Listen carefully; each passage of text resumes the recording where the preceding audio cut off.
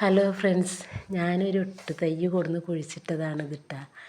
ഇത് കാണാൻ നല്ല ഭംഗിയില്ലേ? കുഞ്ഞു മാവാകുമ്പോൾ കൊടുന്ന് കുഴിച്ചിട്ട് ഇപ്പം നോക്കിയേ, അത് കുഞ്ഞിലേ തന്നെ നല്ല കായ ഉണ്ടാവുന്നുണ്ട് കേട്ടോ. നല്ല പൂത്ത് തളിർത്ത് നിൽക്കുന്നുണ്ട്. നിറച്ച് പൂവാട്ടോ, പൂക്കൊല കണ്ട.